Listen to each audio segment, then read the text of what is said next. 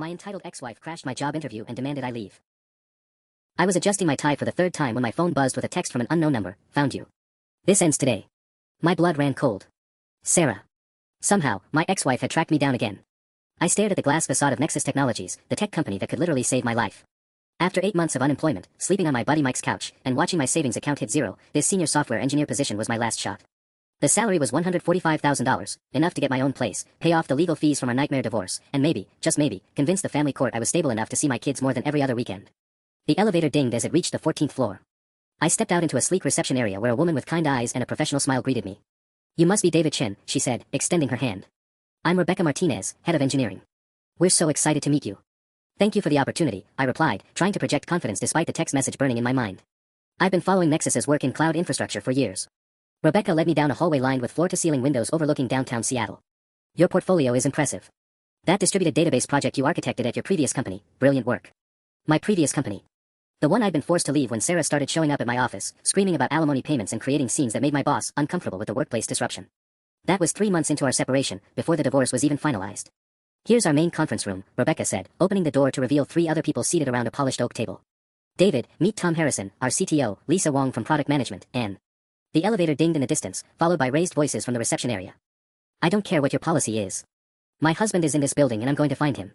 My stomach dropped. That voice, shrill, demanding, unmistakable, belonged to Sarah. Rebecca frowned, glancing toward the hallway. Is everything all right? Do you know what that's about? Before I could answer, the voices grew louder. I caught fragments. David Chen, unstable, dangerous man, making a huge mistake. I'm so sorry, I whispered to Rebecca, my face burning with humiliation. That's my ex-wife. This is exactly what I was afraid would happen. Tom Harrison raised an eyebrow. Ex-wife. The conference room door suddenly burst open. Sarah stood there in her designer yoga outfit, her blonde hair pulled back in that aggressive ponytail she wore whenever she was ready for battle. Her eyes locked onto mine with pure venom. There you are, David. Her voice dripped with fake sweetness as she noticed the others in the room. I'm so sorry to interrupt your little meeting, but my ex-husband needs to come with me right now. There's been a family emergency. Sarah, please, I said quietly, acutely aware of 4 sets of professional eyes watching this train wreck unfold. We're divorced. You can't just. Can't what? Her mask slipped, revealing the rage underneath. Can't look out for my children's father. Can't make sure he doesn't humiliate himself by pretending he's qualified for jobs like this. Rebecca stood up slowly. Ma'am, I'm going to have to ask you to. You're going to ask me nothing. Sarah's voice echoed off the conference room walls. Sarah wheeled around to face Rebecca, her finger jabbing accusingly in the air. Do you have any idea what kind of man you're about to hire? He owes me $47,000 in back alimony. He's mentally unstable. He threatened me in court just last month. That's a complete lie, I said, my voice shaking with a mixture of rage and desperation. I've never threatened you, Sarah. You're the one who. Who what? She screamed, spittle flying from her lips. Who divorced your pathetic ass because you couldn't provide for your family? Who had to take you to court 17 times because you keep violating our agreement? 17 times. She said it like it was my fault, but every single one of those court filings had been frivolous. My lawyer, Janet Hoffman, had called it paper terrorism, Sarah's way of bleeding me dry with legal fees while making me look like the problem. $23,000 in attorney fees over bogus contempt charges, alleged violations of custody orders I'd never broken, and claims that I was emotionally damaging our kids by taking them to McDonald's instead of organic restaurants. Tom Harrison cleared his throat. Perhaps we should reschedule this. No. I stood up so abruptly my chair rolled backward. Please, don't reschedule. Sarah, you need to leave. Now. She laughed, a harsh sound that made everyone in the room flinch. I need to leave. I'm not the one who's unemployed and living in some friend's basement like a teenager. It's a couch, I muttered, immediately hating myself for the defensive response. Oh, excuse me. A couch. She turned to address Rebecca and the others like they were a jury. Ladies and gentlemen, may I present David Chen, senior software engineer. Can't afford his own apartment at 34 years old, behind on every payment imaginable, and currently hiding from his responsibilities by playing dress-up at job interviews for positions he'll never get. Lisa Wong from Product Management shifted uncomfortably in her seat. I could see it in their faces, the doubt creeping in, the questions forming. Who was this woman? Why was she so angry? What had I done to make her hate me this much? Sarah, the restraining order hearing is next Tuesday, I said, trying to keep my voice level. Judge Morrison specifically told you to stop contacting me except through attorneys. Restraining order. Sarah's eyes went wide with mock innocence. Against little old me. Tell them why you really want a restraining order, David. Tell them about the night you. Stop. The word came out louder than I intended. Don't you dare. You know that's not what happened. But she was already smiling, that cruel smile that meant she'd found my pressure point and was about to press down hard. The night you showed up at my house at 2 a.m., drunk and crying, begging me to take you back. Terrifying my boyfriend. Scaring the children. I was picking up Emma's stuffed rabbit because she couldn't sleep without it. You called me to come get it, and Marcus answered the door in his underwear laughing about it. My hands were shaking now. You set that whole thing up to make me look like the desperate, unstable man you are. The conference room fell silent except for the hum of the air conditioning. For stranger stared at me like I was a specimen under a microscope, and Sarah stood there looking triumphant, knowing she just destroyed another opportunity for me to rebuild my life. But then something unexpected happened. The conference room door opened again, and a tall man in an expensive suit walked in. The man who entered was probably in his 50s, with silver hair and a kind of commanding presence that made everyone instinctively straighten up. I'd seen his photo on the company website, James Kellerman, CEO and founder of Nexus Technologies. "What's all the shouting about?" he asked calmly, his eyes taking in the scene. I could hear this from 3 floors up. Sarah immediately switched tactics, her voice dropping to that syrupy tone she used when she wanted to manipulate someone new. "Oh, thank goodness. Are you the manager here?" "I'm Sarah Chen, well, Sarah Mitchell now, and I'm trying to help my ex-husband understand that he's not ready for this kind of responsibility. He's been through a very difficult time, and—" "Ma'am," Kellerman interrupted, his voice still calm but with an edge of steel, "you're disrupting a private business meeting. I'm going to need you to leave the premises immediately. I'm not going anywhere until David comes with me." Sarah crossed her arms defiantly. "He has a custody hearing tomorrow that he's trying to skip by hiding out here, and my children need their father too." "That's not true," I said desperately. "The hearing is next Tuesday, it's about the restraining order, and I've never missed a court date in my life." Sarah whirled on me. "Next Tuesday? Are you kidding me right now? It's November 15th, David. The hearing is November 16th. Do you seriously not even know what day it is?" My stomach dropped. I pulled out my phone with trembling fingers. November 15th. She was right, the hearing was tomorrow morning at 9 a.m. Judge Morrison's chambers, Department 12. How had I gotten the date wrong? See? Sarah's voice rose triumphantly. "This is exactly what I mean. He can't keep track of basic information. He missed Emma's parent-teacher conference last month because he thought it was the wrong week. He showed up to Tommy's soccer game on a Sunday when it was scheduled for Saturday. The man is falling apart." I wrote down Tuesday the 20th, I mumbled, staring at my phone's calendar. "I don't understand how." "Because you wrote it down wrong, just like you do everything else wrong." Sarah's voice reached a new octave. "Just like how you forgot to pay the orthodontist, and misunderstood the custody schedule, and didn't realize that Hawaiian vacation with your secretary violated our financial disclosure agreement. I never went to Hawaii." I exploded. "That was a work conference in Portland, and Janet wasn't my secretary, she was the project manager. You had me followed by a private investigator who took photos of me eating lunch with a female colleague and somehow turned it into evidence of an affair." Kellerman stepped forward. "Both of you need to. Don't tell me what I need to do." Sarah screamed, spinning to face him. "I am protecting my children from a man who can't even remember when his court hearings are. A man who owes me $47,000 in back support and thinks he can just waltz into some fancy job interview instead of taking care of his responsibilities. The alimony is current," I said through gritted teeth. "I've never missed a payment. You keep filing modifications asking for more money every time I get a job interview." "Current?" Sarah laughed bitterly. "You paid me $3,200 last month when you owe $4,100. You're $900 short. Because you filed an emergency motion claiming I got a signing bonus from Microsoft, which was a complete lie. Judge Morrison reduced the payment until the hearing." Rebecca Martinez looked like she wanted to crawl under the table. Tom Harrison was typing something on his phone, probably alerting security. Lisa Wong stared out the window like she was contemplating jumping. But James Kellerman was watching everything with an expression I couldn't read. Not disgust, not annoyance, something else entirely. Like he was studying us, analyzing the situation the same way he'd analyze a business problem. "Mrs. Mitchell," he said quietly, "I'm calling security now.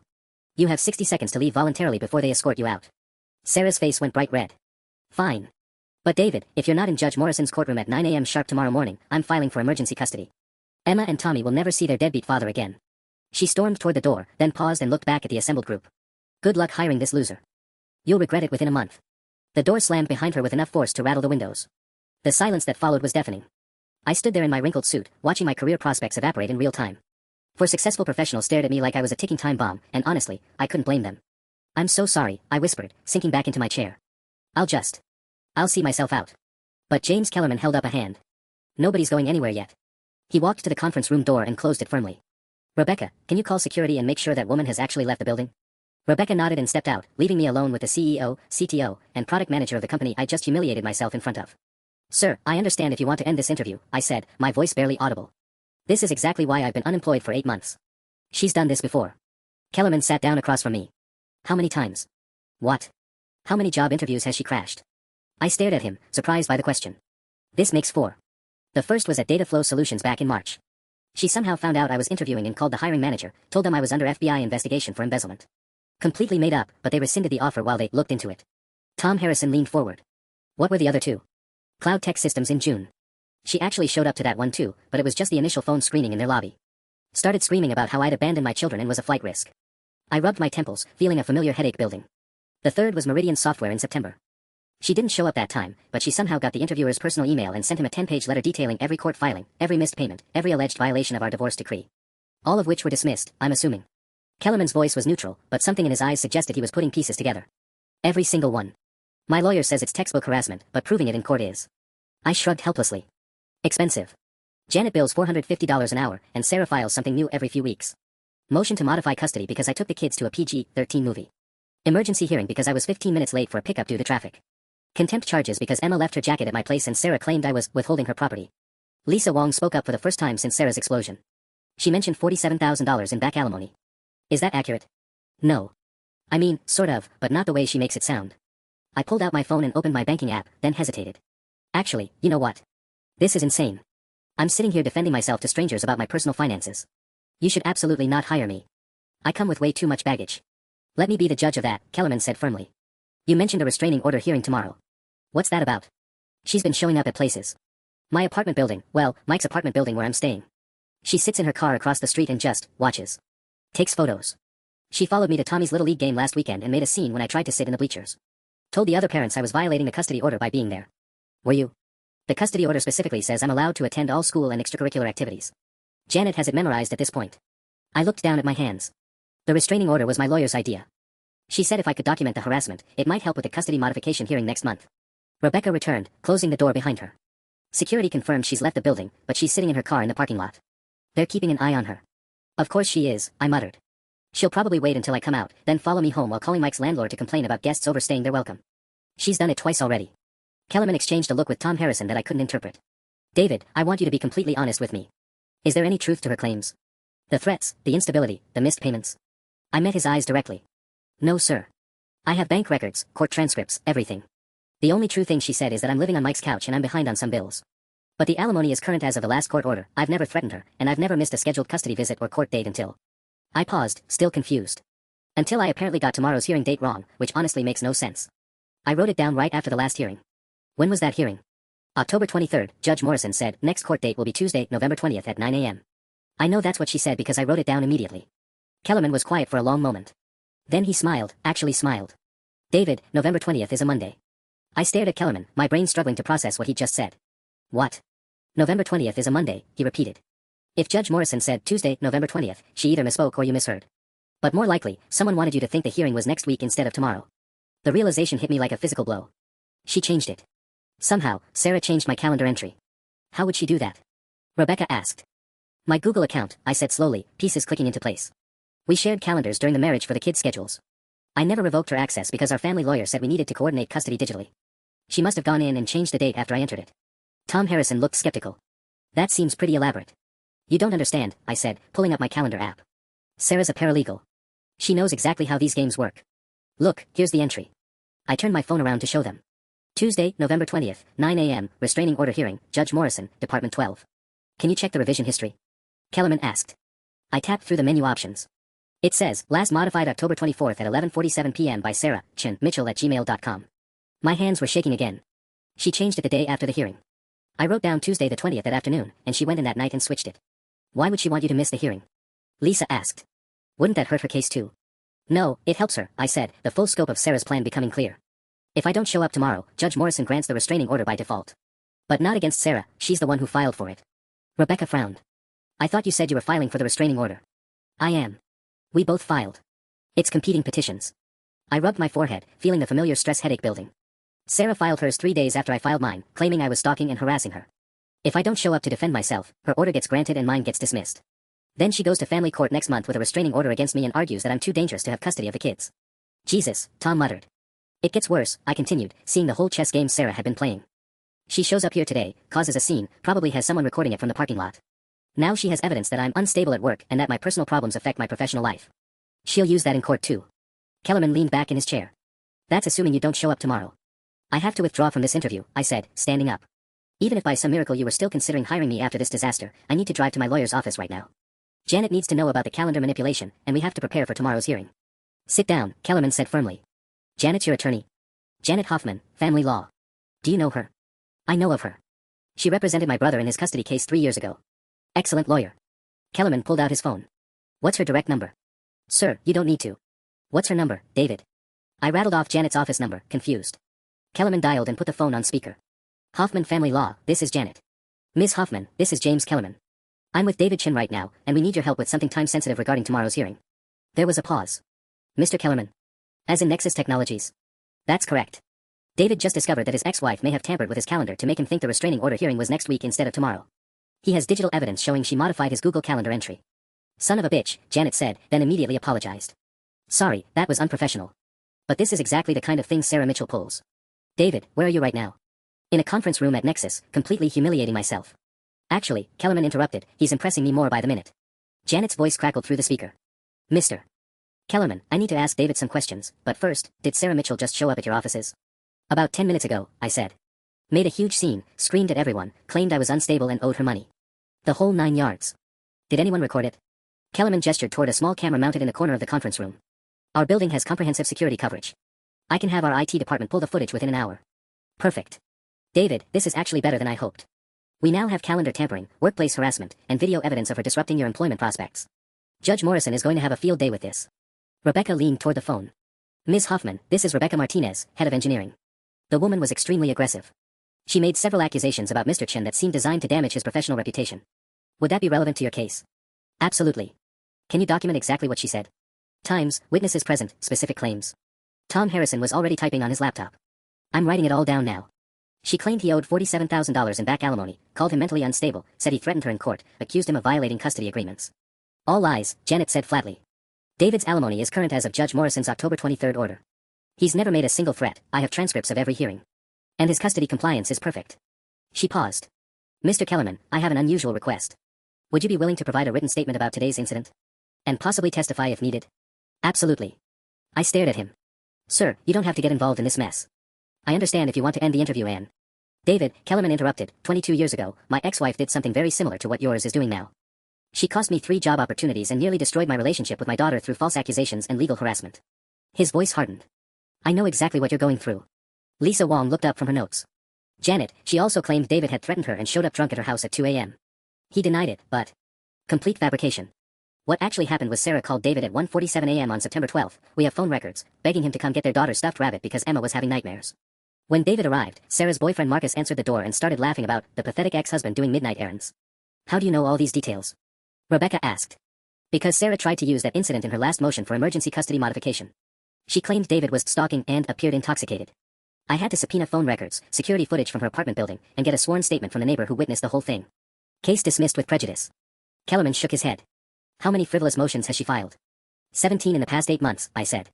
Janet, what's that cost me so far? $23,400 in legal fees, not counting tomorrow's hearing. Janet's sigh was audible through the speaker. David, I need you to get to my office by 4 p.m. We're going to prepare for tomorrow and discuss filing criminal charges for calendar tampering and interference with employment. Criminal charges. My voice cracked.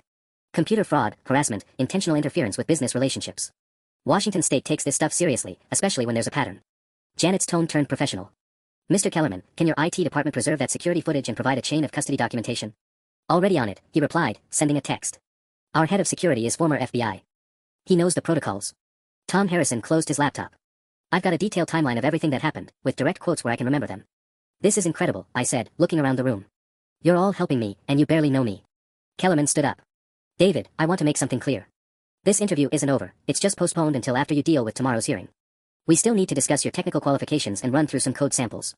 You're not withdrawing the offer. What offer? We haven't made you an offer yet. He smiled grimly. But after watching how you handled yourself under extreme pressure, seeing your ex-wife's behavior firsthand, and learning about your attorney's reputation, I'm more interested in hiring you than I was an hour ago. Rebecca nodded. Anyone who can stay that composed while being publicly humiliated has the temperament for high-stress projects. Besides, Tom added, if we're going to help you nail this woman to the wall, we need you employed so you can afford Janet's fees. Janet's voice came through the speaker one more time. David, get down here now. We have 8 hours to prepare for the most important hearing of your life. I was gathering my things to leave for Janet's office when Kellerman's phone rang. He glanced at the caller ID and frowned. It's building security. Yes, Marcus. He put it on speaker. Mr. Kellerman, we have a situation in the parking lot. The woman from earlier is out of her vehicle and appears to be documenting license plates and taking photos of the building. She's also on the phone with someone, and we can hear her from here. She's quite loud. Through the conference room windows, I could see Sarah pacing beside her white BMW, gesturing wildly as she spoke into her phone. Even from 14 floors up, her body language screamed rage. Can you hear what she's saying? Kellerman asked. Some of it, sir. She keeps mentioning something about corporate conspiracy and hostile work environment. She also said something about calling Channel 7 News. My stomach dropped. She's going to claim you're all part of some scheme to help me avoid court. That's exactly the kind of twisted logic she uses. Rebecca moved to the window. She's photographing people as they leave the building now. That can't be legal. It's not. Janet's voice came through Kellerman's phone, which was still connected to our earlier call. That's criminal harassment and potentially stalking. Mr. Kellerman, can your security team document everything she's doing? Already on it. Marcus, I want continuous video surveillance of this woman until she leaves the property.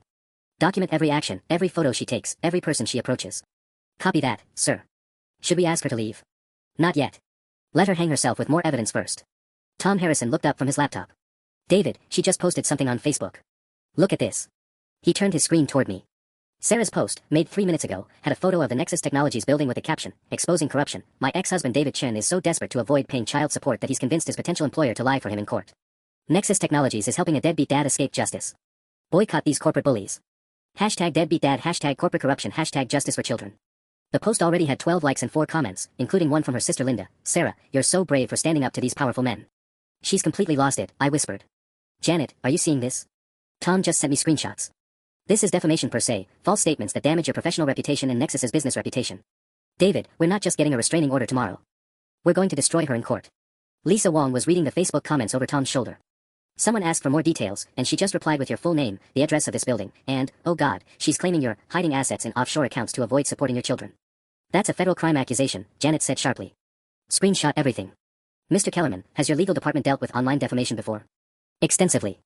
Our general counsel specializes in business litigation." Kellerman was typing rapidly on his phone. "I'm looping in Patricia Voss right now. She's going to want copies of everything."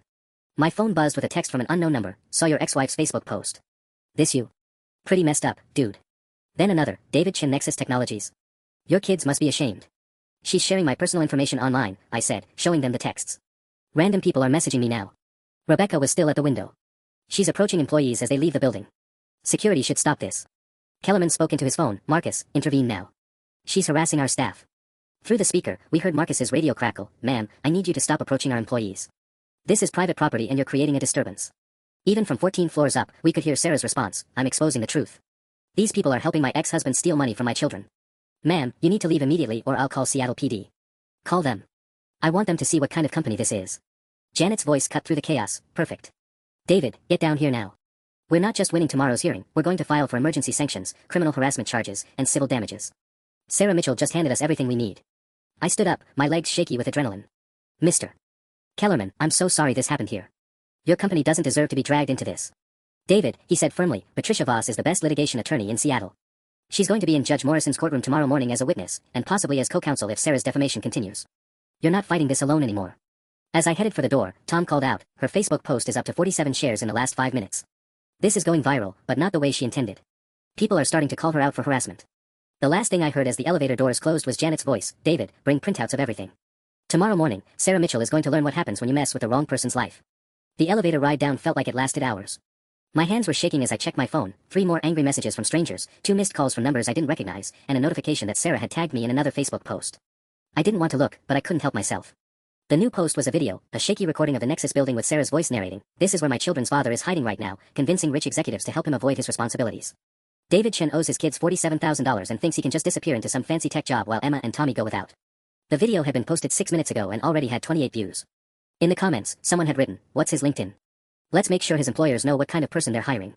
My LinkedIn. I fumbled to open the app, praying Sarah hadn't found it yet. Too late. 7 new connection requests, all from profiles with no photos and names like Truth Seeker and Justice Warrior. My direct messages were full of accusations and threats. The elevator dinged at the lobby level. Through the glass doors, I could see Sarah pacing in the parking lot, still filming. Security guard Marcus stood about 10 feet away, speaking into his radio. I pulled out my phone and called Janet's direct line. "Hoffman. Janet, it's David. I'm in the lobby but Sarah's outside recording everything. She's posting videos with my personal information and people are messaging me threats. Stay inside. Do not engage with her or go to your car yet." I could hear typing in the background. I just watched her Facebook video. She committed at least 3 felonies in that 2-minute recording. Felonies? Cyberstalking, criminal harassment, and intentional interference with your employment prospects.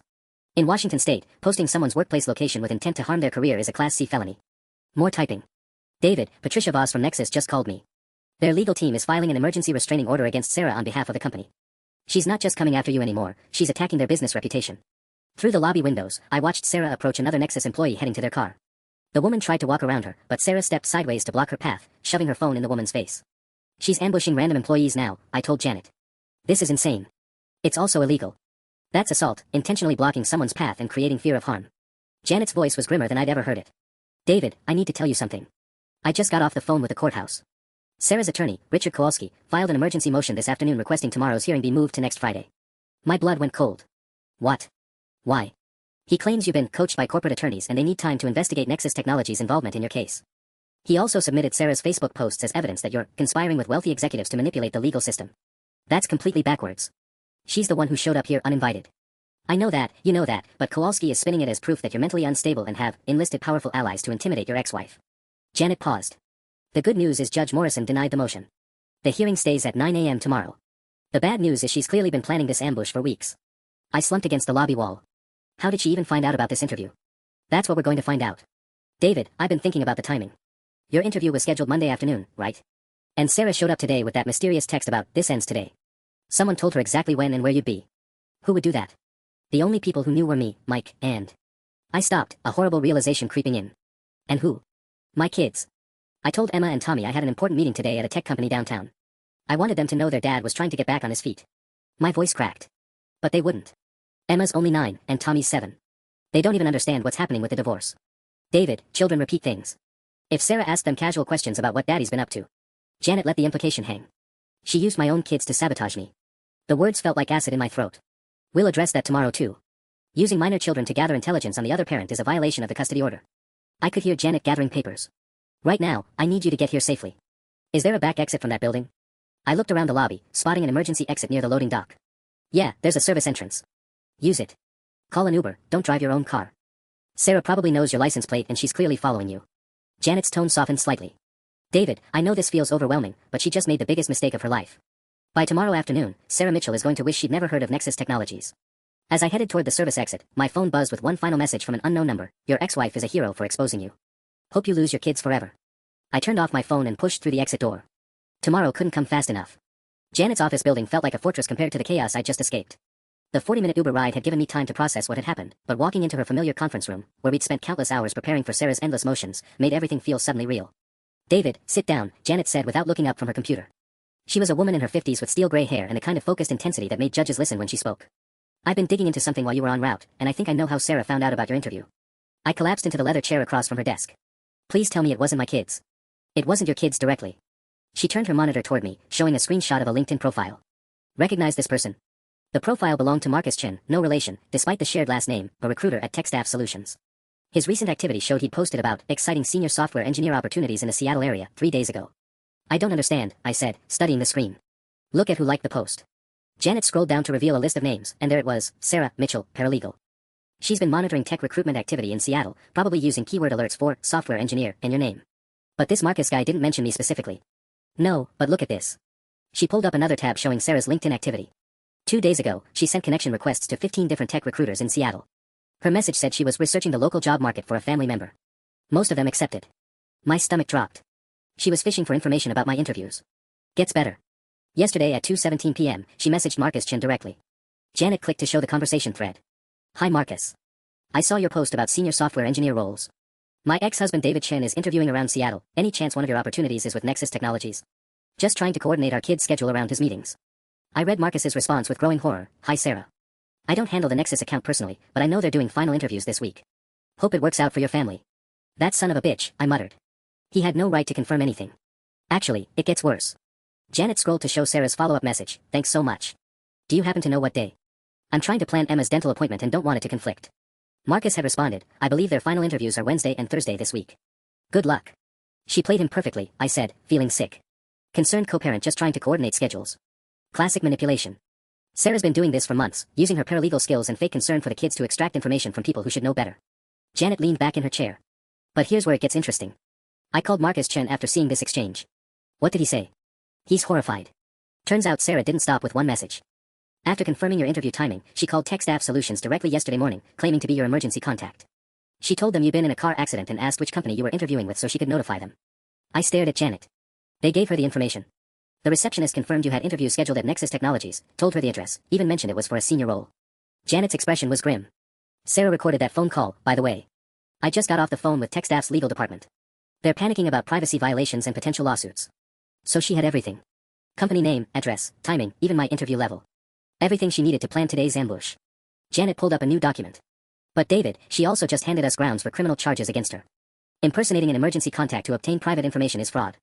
Recording phone calls without consent violates Washington's two-party consent law. And using that information to harass you at your workplace constitutes criminal stalking. I felt a spark of hope for the first time in hours. Will Judge Morrison care about any of this? Judge Morrison is going to be furious. She specifically warned Sarah at the last hearing about interfering with the father's employment prospects. Janet pulled Sarah's Facebook posts back up on her screen. And these social media posts are going to bury her. Look at the engagement numbers. The original post about corporate corruption now had 347 shares, 89 comments, and 1,200 reactions. The video of her confronting Nexus employees had been viewed 2,800 times. But as I read through the comments, something unexpected was happening.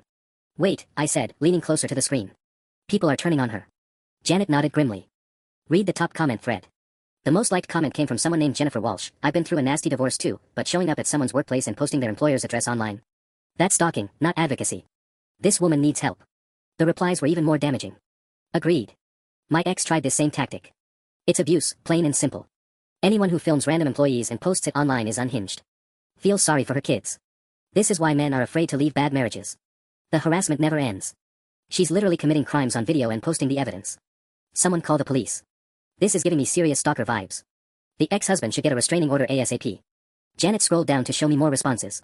It gets better. 3 people have already identified this as a pattern of abusive behavior. 2 others shared similar stories about vindictive ex-spouses. And someone actually looked up the court records. She pointed to a comment from a user named LegalEagle2019. Public records show David Chen has never been found in contempt, never missed child support, and Sarah Mitchell has filed 17 motions in 8 months, all dismissed. This isn't about money, it's about control. Classic narcissistic abuse. People can look up our court records. Family court filings are public in Washington state. Sarah probably forgot that when she decided to air your business on social media. Janet's phone buzzed, and she glanced at it. That's Patricia Voss from Nexus. She wants to meet with us in an hour. Apparently, their legal team has been busy. Doing what? Filing their own restraining order against Sarah, documenting her harassment of their employees, and preparing to sue her for defamation and business interference. Janet smiled for the first time all day. David, when you walked into that interview this morning, you thought you were just trying to get a job. Instead, you might have just found a legal team that's going to end Sarah's reign of terror once and for all. The meeting with Patricia Voss felt like stepping into a war room. Nexus Technologies' general counsel was a sharp-eyed woman in her early 40s who had transformed Janet's conference room into mission control, with laptops, printed screenshots, and legal documents spread across every surface. Mr. Chen, she said, standing to shake my hand, I've been practicing corporate law for 15 years, and I've never seen someone commit so many felonies in such a short time frame. Your ex-wife has given us a masterclass in how to destroy your own legal case. Janet gestured for me to sit. Patricia's team has been analyzing Sarah's social media activity since this afternoon. Show him what you found. Patricia opened her laptop. We ran a comprehensive audit of her Facebook posts, Instagram stories, and LinkedIn messages going back 3 months. The pattern is extensive. She clicked through a timeline she'd created. August 15th, she posted your home address with a caption about deadbeat dads hiding from responsibility. August 23rd, she shared photos of your car parked outside Tommy's school with claims you were violating custody orders. September 4th, she live-streamed herself sitting outside Mike's apartment building for 2 hours, narrating about your failure to launch. I never saw most of these, I said, staring at the screenshots. She blocked me on social media months ago. That's the beauty of it, Patricia said. She thought blocking you would hide her harassment campaign. Instead, it created perfect evidence that this was intentional, calculated stalking. She pulled up another document. We also subpoenaed her phone records, emergency court order signed 20 minutes ago. Janet looked impressed. On what grounds? Business interference and credible threats against our employees. Judge Morrison signed it after reviewing the security footage from today. Patricia clicked to a new tab. The phone records are illuminating. Sarah made 47 calls to Seattle area tech companies over the past month, all using variations of the same story about being your emergency contact. My head was spinning. 47 companies. Dataflow Solutions, Cloud Tech Systems, Meridian Software, Amazon, Microsoft, Google, Adobe, basically every major tech employer in Seattle. Patricia scrolled through the call log. She was systematically sabotaging your job prospects across the entire industry. How is that legal? I asked. It's not, Janet said firmly. It's criminal harassment, intentional interference with business relationships, and conspiracy to commit fraud. Patricia, what did the other companies say when you contacted them? 3 of them admitted to receiving calls from someone claiming to be David's wife, asking about his interview status. 2 others confirmed they received anonymous tips about his supposed financial crimes, all traced back to Sarah's IP address. Patricia's expression hardened. Amazon's HR department has a 40-minute recorded conversation where she claimed you were under FBI investigation for embezzlement. That's completely insane, I said. I've never been investigated for anything. We know. FBI Seattle confirmed they have no open or closed investigations involving you. Patricia pulled up another document. But here's where it gets interesting. Sarah made a critical mistake in her Amazon call. She clicked play on an audio file. Sarah's voice filled the room, but she sounded different, more calculated, less emotional than her usual rants. Hi, this is calling regarding David Chen. He's been interviewing with your company, but there are some things you should know about his background. He's currently under federal investigation for hiding assets in offshore accounts to avoid child support payments. The FBI case number is WA 2023-4471, and you can verify this with Agent Richardson in the White Collar Crime Division. Patricia paused the recording. She made up a fake FBI case number and agent name. That's impersonation of a federal officer, which carries a 5-year federal prison sentence. Janet whistled low. She gave you everything you need for criminal charges. It gets better, Patricia continued. We called the number she provided as her contact information. Turns out it's a Google Voice account she created specifically for these calls, using the name Sarah Mitchell Legal Services. She's been impersonating a law firm. My phone buzzed with a text from Mike. Dude, your ex is on the news. Channel 7 just ran a story about corporate bullying and they used her Facebook video. You need to see this. Patricia was already pulling up the Channel 7 website. The headline read, Local mom claims tech company conspired to help ex-husband avoid child support. They actually ran the story? I asked, feeling sick. For about 2 hours, Patricia said with satisfaction. Then we sent them our evidence package. They pulled the story and issued a correction. She refreshed the page to show a new headline, Woman arrested for harassment after false claims against tech company. Arrested? I nearly fell out of my chair. Janet was grinning. Seattle PD picked her up an hour ago. The combination of the Facebook posts, the phone fraud, and the workplace harassment was enough for a warrant. She's being booked on 6 felony charges right now. What about tomorrow's hearing? Oh, we're still having the hearing, Patricia said.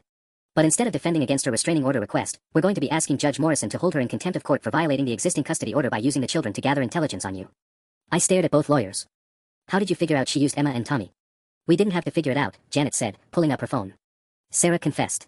Look at this Facebook post from 3 hours ago, right after she was arrested. The post was a long, rambling rant that started with, the system is corrupt, and devolved into increasingly unhinged accusations. But buried in the middle was the smoking gun. My own children told me their father was going to some fancy office building downtown, and when I tried to protect them from his lies, the rich executives ganged up on me. She admitted to interrogating your kids for information, Patricia said. That's a direct violation of the custody order's communication provisions. Judge Morrison can modify custody immediately based on that confession alone. For the first time in 8 months, I felt like I could breathe. So what happens now? Janet and Patricia exchanged a look. Now, Janet said, we go to court tomorrow morning and watch Sarah Mitchell's world collapse.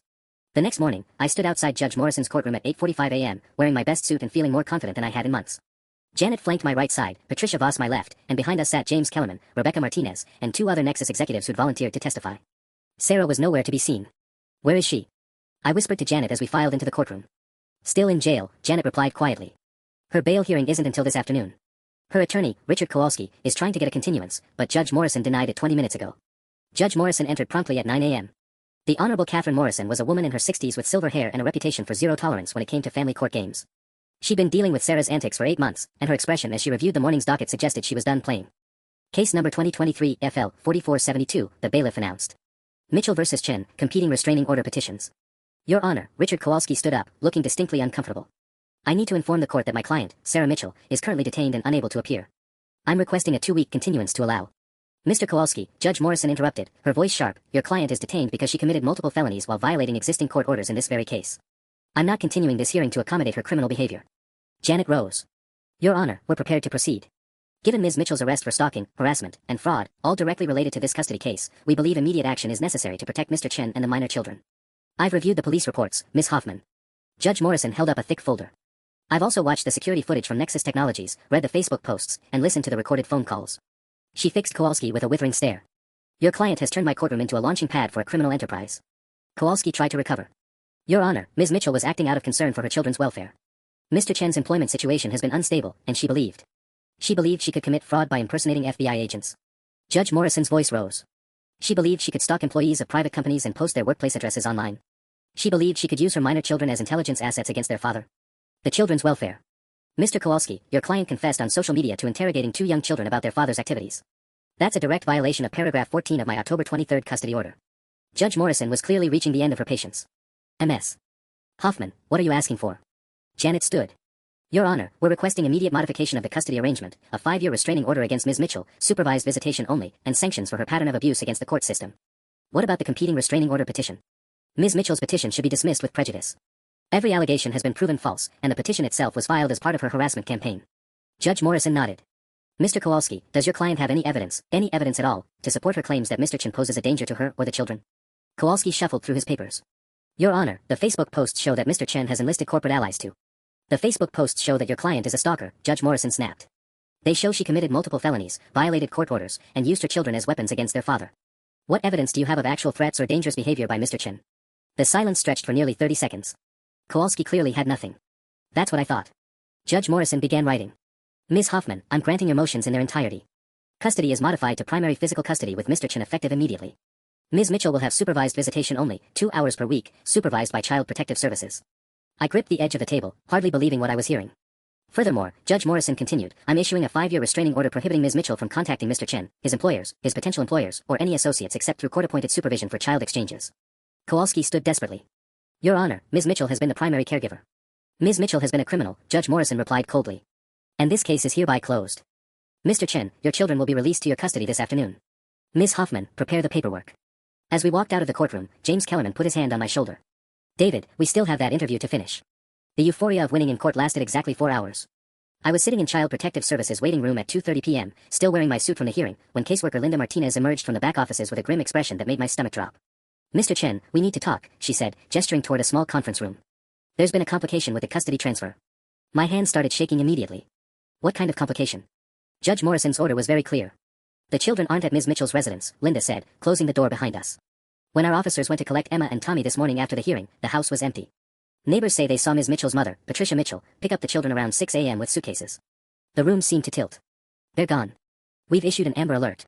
Ms. Mitchell called her mother from jail around 11 p.m. last night. That call is recorded, and while they spoke carefully, we believe she instructed Patricia to take the children out of state. Linda pulled out a folder. Patricia Mitchell drove a 2019 silver Honda Pilot, license plate Washington 7G4H829, and her cell phone last pinged a tower near the Oregon border at 9:23 a.m. She kidnapped my kids. The words felt surreal coming out of my mouth. My ex-wife is in jail, so her mother kidnapped my children. We're treating it as custodial interference at minimum, potentially kidnapping depending on their intent. Linda's voice was professional but kind. The FBI has been notified since they crossed state lines. We should have more information within hours. My phone buzzed with a call from Janet. I answered immediately, putting it on speaker with Linda's permission. David, I just heard from the court clerk. Sarah posted bail 20 minutes ago. Someone put up the $75,000 cash bond. Janet's voice was tight with concern. Do you know if she has family with that kind of money? Her mother Patricia is loaded, I said, my mind racing. Retired from Boeing with a huge pension, owns property in 3 states. Janet, CPS says Patricia took Emma and Tommy this morning before the custody transfer. Son of a bitch. Sarah planned this. I could hear Janet typing furiously. She knew she might lose in court, so she had her mother grab the kids as insurance. David, this just became a federal case. Linda leaned toward the phone. Ms. Hoffman, this is Linda Martinez with CPS. We've coordinated with Washington State Patrol and the FBI. Do you know if Patricia Mitchell has connections in other states? She owns a cabin in Montana and a condo in Arizona, I said, trying to remember details from family gatherings back when Sarah and I were still married. The Montana place is near Glacier Park, really remote. No cell service for miles. We're checking both properties, Linda said. But Mr. Chen, I need to prepare you for the possibility that this could take days or even weeks to resolve. Custodial interference cases across state lines are complex. Janet's voice crackled through the speaker. There's something else. I just got a call from Patricia Voss at Nexus. Sarah's already violated the restraining order. How? She just got out of jail.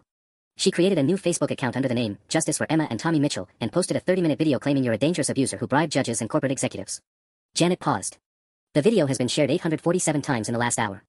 She's calling it a mother's desperate fight to save her children from a corrupt system. Linda frowned. That's a direct violation of Judge Morrison's order. She's not supposed to have any public communication about this case. It gets worse, Janet continued. She's posted photos of Emma and Tommy with a caption claiming they're in hiding to protect them from their abusive father. She's literally advertising the fact that they've been taken out of state. I felt like I was drowning. So she's turning kidnapping into a social media campaign. Classic narcissistic behavior, Linda said. She's reframing her crimes as heroic protection. We see this pattern in high-conflict custody cases. The problem is, it sometimes works. Public sympathy can complicate law enforcement efforts. My phone started buzzing with notifications. Against my better judgment, I opened Facebook. Sarah's new account had 1,200 followers already, and the comments on her video were split between supporters calling her brave and critics who recognized the manipulation. But one comment made my blood run cold. A user named Pat Mitchell49, obviously Patricia, had written, "Stay strong, sweetheart. The babies are safe and happy. Distance makes the heart grow fonder. Hashtag protecting innocence." They're not just running, I said, showing Linda and Janet the comment. They're settling in somewhere. Patricia thinks this is a long-term solution. Linda was already on her radio, relaying the new information to the FBI task force. Mr. Chen, we're going to find your children. But I need you to understand, Sarah and her mother have just escalated this from family court drama to federal kidnapping charges. They're looking at serious prison time. I don't care about prison time, I said, my voice breaking. I just want Emma and Tommy back home where they belong. Janet's voice softened through the speaker. David, go back to Mike's place. Stay off social media, don't respond to any of Sarah's posts, and let law enforcement do their job. I'm filing an emergency motion to hold Sarah in contempt for violating the restraining order, but our priority now is finding the children. As I left the CPS building, my phone buzzed with a text from an unknown Montana area code. Daddy, Grandma Pat says we're on an adventure. When are you coming to get us? Emma. They were alive, they were safe, but they were 800 miles away. And Sarah's war against me had just become a federal case. The FBI field office in Seattle felt like something out of a movie, all glass partitions and serious-faced agents in dark suits.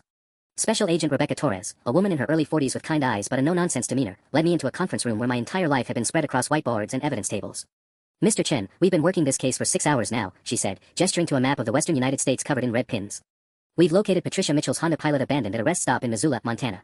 Security footage shows her transferring Emma and Tommy to a different vehicle, a dark blue Ford Explorer registered to someone named Marcus Hoffman. My heart sank. Who's Marcus Hoffman? Patricia Mitchell's boyfriend, apparently.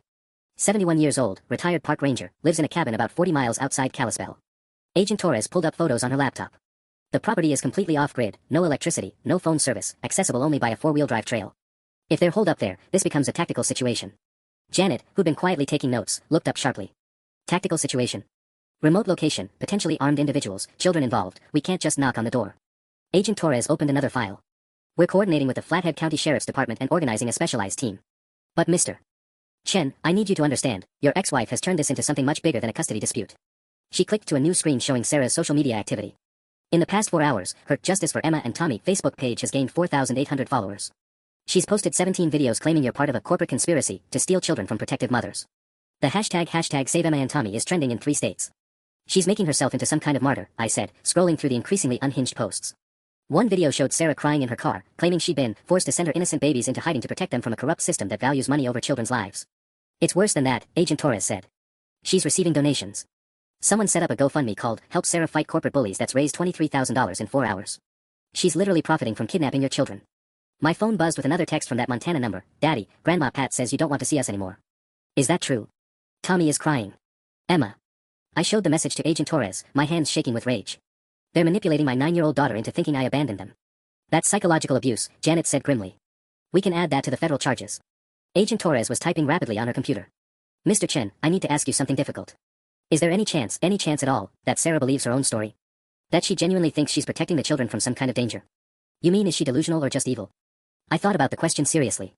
6 months ago, I would have said she was calculating but sane. Now, after watching her destroy her own life just to hurt me, I honestly don't know anymore.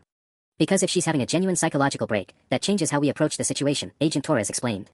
Delusional people are unpredictable. They might do something desperate if they feel cornered. The conference room door opened, and a younger agent hurried in. Agent Torres, we just intercepted a call between Sarah Mitchell and her mother. You need to hear this. He connected his phone to the room speakers, and Sarah's voice filled the space, distorted by poor connection but unmistakably frantic. Mom, they're going to find you. You need to take Emma and Tommy deeper into the woods. There's an old mining cabin about 10 miles north of Marcus's place, GPS coordinates 48.7218 by -114.3234. No roads, no trails, completely invisible from aircraft. Patricia's voice crackled back, Sarah, honey, the children are scared. Emma keeps asking for her father, and Tommy won't stop crying. Maybe we should. No. Sarah's scream made everyone in the conference room flinch. If you bring them back, they'll give them to David and I'll never see them again. You have to keep them safe until I can figure out how to expose the truth about what he's done. What exactly has David done, sweetheart? Because from where I'm sitting, the line went dead. Agent Torres was already on her radio, relaying the GPS coordinates to the tactical team. Mr. Chen, your children are about to be taken to one of the most remote areas in Montana. Winter's coming early this year, temperatures are supposed to drop below freezing tonight. We have to stop them, I said, standing up so fast my chair fell over. We're trying. But if Sarah's convinced her mother to take Emma and Tommy to that mining cabin, we're looking at a potential hostage situation involving 2 children, an elderly woman, and a mentally unstable mother who thinks she's fighting for their lives. Janet closed her laptop with a snap. How long before your team can reach them? 4 hours minimum, assuming the weather holds. Agent Torres looked at her watch. Mr. Chen, I'm going to ask you to do something that might be the hardest thing you've ever done. Anything. I want you to call Sarah. We'll trace the call, record everything, and maybe, you can talk her into bringing your children home before this gets any worse. My hands were shaking as Agent Torres handed me her phone. The weight of everything, 8 months of Sarah's harassment, my children missing in the Montana wilderness, the possibility that this phone call could save or doom them, made it hard to breathe. Remember, Agent Torres said quietly, keep her talking as long as possible. Don't accuse, don't threaten. Appeal to her love for Emma and Tommy. I dialed Sarah's number, which I still knew by heart despite everything. She answered on the second ring. David? Her voice sounded different, hoarse, exhausted, with an edge of hysteria I'd never heard before. How did you get this number? Sarah, we need to talk about the kids. Emma texted me saying Tommy's crying and they're scared. Please, just bring them home. Home. She laughed, but it came out as more of a sob. Home to what? To you poisoning them against me? To your corporate friends buying judges and destroying evidence? Agent Torres gestured for me to keep going, her team frantically working to trace the signal. Sarah, there's no conspiracy. Nexus Technologies never even heard of you until you showed up screaming in their lobby. Judge Morrison made her decision based on your own Facebook posts and recorded phone calls. I tried to keep my voice calm. But none of that matters right now. What matters is Emma and Tommy are in the middle of nowhere and it's going to be below freezing tonight. They're safe, she screamed into the phone. For the first time in months, my children are safe from your manipulation and your lies and her voice cracked. Your money. Always your fucking money, David. The job at Nexus, the fancy lawyers, buying your way out of responsibility. What money, Sarah? I've been unemployed for 8 months. I'm sleeping on Mike's couch. The only money I have is what's left of my 401k after paying legal fees. I could hear wind in the background of her call and what sounded like a car engine. Are you driving right now? I'm going to get my babies, she said, and something in her tone made my blood run cold. Mom doesn't understand what you're capable of. She thinks this is just a divorce, but I know the truth. I know what you did to me. Agent Torres leaned toward the phone, mouthing, what did he do? Sarah, what did I do? Tell me what I supposedly did that's worth putting Emma and Tommy in danger. The silence stretched for almost 30 seconds. When she spoke again, her voice was barely a whisper. You made me disappear, David. For 12 years, I was just David's wife. David's support system. David's babysitter. I didn't exist anymore. Something clicked in my chest, not sympathy exactly, but recognition. Sarah, that's called marriage. We both made sacrifices. You think I wanted to work 80-hour weeks while you got to stay home with the kids? Stay home. The scream was so loud Agent Torres winced. I gave up my career. I gave up my identity. I gave up everything so you could play video games and ignore your family. I worked those hours so you could stay home like you wanted. You're the one who said daycare was too expensive, that Emma needed her mother.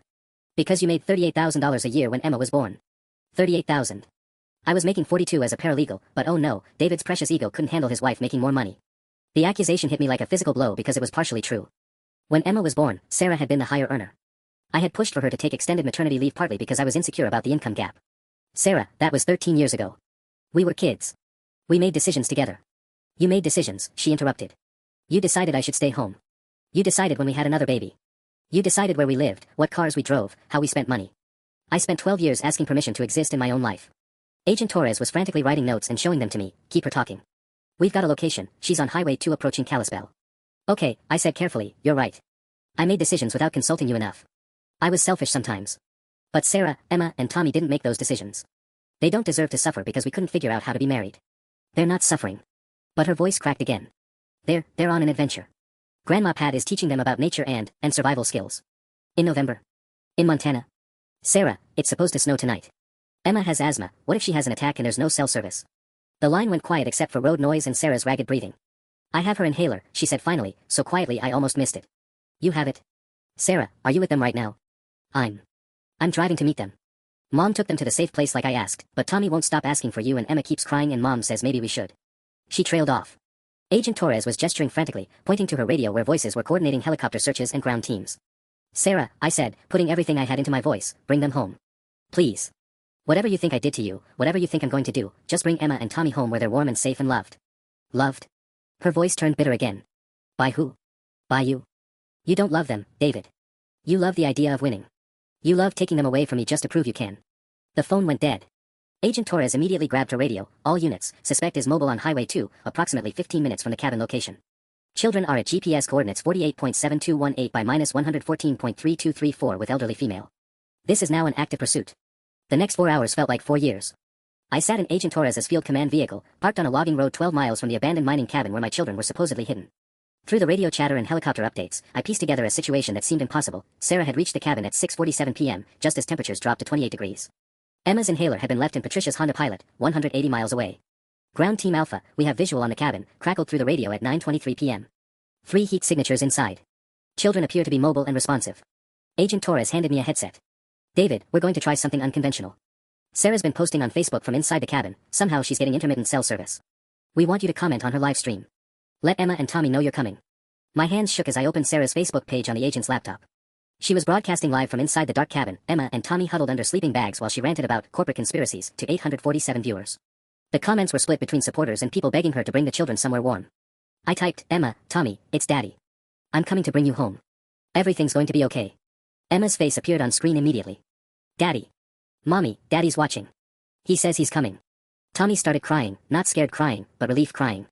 Sarah spun the camera toward herself, her face gaunt and wild-eyed. David, you found us. Of course you did. Your FBI friends and your corporate lawyers and your... Sarah, stop. My voice carried through the laptop speakers, startling her. Emma, sweetheart, can you hear me? Yes, Daddy. I'm so cold and Tommy's cough is really bad. Through the live stream, I could see my 7-year-old son shivering uncontrollably, his lips tinged blue even in the phone's dim light. Patricia Mitchell sat in the corner, looking like she'd aged 10 years in one day. Sarah, I said, putting everything into my voice, look at Tommy. Really look at him. He needs medical attention. This isn't protecting them, this is hurting them. The camera shook as Sarah turned it toward Tommy, and for the first time, I saw her facade crack completely. Her son was clearly hypothermic, struggling to breathe, and terrified. Oh God, she whispered. Tommy. Baby, are you okay?